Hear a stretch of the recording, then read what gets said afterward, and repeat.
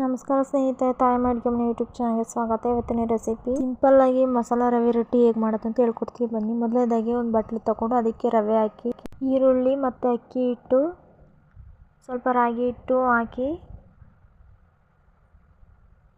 ಇವಾಗ ಸ್ವಲ್ಪ ಕರಿಬೇವು, ಮೆಣಸಿನ್ಕಾಯಿ, ಕೊತ್ತಂಬರಿ ಸೊಪ್ಪು, ಕಾಯಿ, ಜೀರಿಗೆ, ರುಚಿಗೆ ತಕ್ಕಷ್ಟು ಉಪ್ಪು ಹಾಕಿ ಇದನ್ನು ಸ್ವಲ್ಪ ಮಿಕ್ಸ್ ಮಾಡ್ಕೊಳ್ಳಿ. ಇವಾಗ ಸ್ವಲ್ಪ ನೀರು ಹಾಕ್ಕೊಂಡು ಕಲಿಸ್ಕೊಬೇಕು.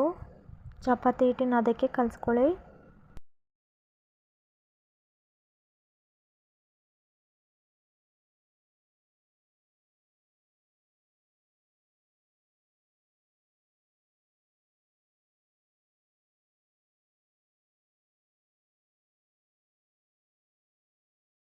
ಸ್ವಲ್ಪ ಅಕ್ಕಿ ಹಿಟ್ಟು ಹಾಕ್ಕೊಂಡು ಕಲಿಸ್ಕೊಳ್ಳಿ. ಇದನ್ನು ಕಲಿಸ್ಕೊಂಡು ಈ ಥರ ಇದನ್ನು ಒಂದು ಪ್ಲೇಟ್ಗೆ ಹಾಕಿ ಚೆನ್ನಾಗಿ ನಾದ್ಕೊಳ್ಬೇಕು. ನೋಡಿ, ಈ ರೀತಿಯಾಗಿ ನೀವು ನಾದ್ಕೊಳ್ಬೇಕು ಇದನ್ನು. ಇವಾಗ ಅದೇ ಬಟ್ಲಿಗೆ ಹಾಕಿ ಇದನ್ನು ಒಂದು ಸ್ವಲ್ಪ ಹೊತ್ತು ಪ್ಲೇಟ್ ಮುಚ್ಚೋಣ. 1 ನಿಮಿಷ ಬಿಟ್ಟರೆ ಸಾಕಾಗುತ್ತೆ. ಇವಾಗ ಒಂದು ತಟ್ಟೆನ ತಗೊಂಡು ತಟ್ಟೆ ಮೇಲೆ ಒಂದು ಕವರ್ನ ಇಟ್ಕೊಂಡು ಸ್ವಲ್ಪ ಉಂಡೆನ ಎತ್ಕೊಂಡು ಇವಾಗ ಅಕ್ಕಿ ಸಿಟ್ಟಲ್ಲಿ ನಾವು ತಟ್ಕೊಬೇಕು. ನಾನು ಲಟ್ಟಣಿಗೆಯಲ್ಲಿ ಸ್ವಲ್ಪ ಹೊತ್ತು ಕೈಯಲ್ಲಿ ತಟ್ಕೊಂಡು ಆಮೇಲೆ ಒತ್ಕೊತಾ ಇದ್ದೀನಿ. ನೋಡಿ, ಈ ರೀತಿಯಾಗಿ ಬರುತ್ತೆ.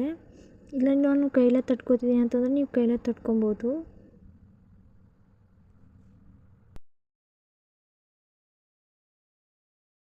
ನೋಡಿದ್ರಲ್ಲ ಸ್ನೇಹಿತರೆ, ಈ ಥರ ಬರುತ್ತೆ. ಒಲೆ ಮೇಲೆ ರೊಟ್ಟಿ ಹರಳೆನ ಇಟ್ಟು ಇವಾಗ ರೊಟ್ಟಿನ ಸ್ವಲ್ಪ ಕಾದ್ಮೇಲೆ ರೊಟ್ಟಿನ ಹಾಕ್ಕೊಳ್ಳೋಣ. ನಾನು ಈರುಳ್ಳಿನಲ್ಲಿ ನೀರು ಹೆಜ್ಜೆ ಹಾಕ್ಕೊತಿದ್ದೀನಿ. ನೀವು ಎಣ್ಣೆ ಹಾಕ್ಕೊಂಡ್ರೆ ಹಾಕೋಬೋದು. ನಾನು ನೀರು ಹಾಕ್ಕೊಂಡು ಈ ಥರ ಬೇಯಿಸ್ಕೊತಿದ್ದೀನಿ. ಸುತ್ತ ಹಂಚೆಲ್ಲನೂ ಬೇಯಿಸ್ಕೊಳ್ಬೇಕು. ನೋಡಿ, ಈ ರೀತಿಯಾಗಿ ಇವಾಗ ರೊಟ್ಟಿ ಸಿದ್ಧ ಆಗಿದೆ.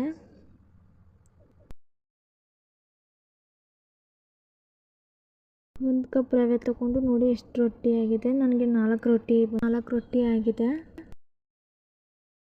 ಒಣಮೆಣ್ಸಿನ್ಕಾಯಿ ಖಾರದ ಜೊತೆಗೆ, ಇಲ್ಲಾಂದರೆ ಹಸಿರು ಮೆಣಸಿನ್ಕಾಯಿ ಖಾರದ ಜೊತೆಗೆ ನೀವು ಇದನ್ನು ತಿನ್ಬೋದು. ತುಂಬಾ ಚೆನ್ನಾಗಿರುತ್ತೆ. ಒಂದು ಸಲ ನೀವು ಟ್ರೈ ಮಾಡಿ, ನಿಮಗೆ ಗೊತ್ತಾಗುತ್ತೆ ಇದರ ರೆಸಿಪಿ ಹೇಗಿದೆ ಅಂತ.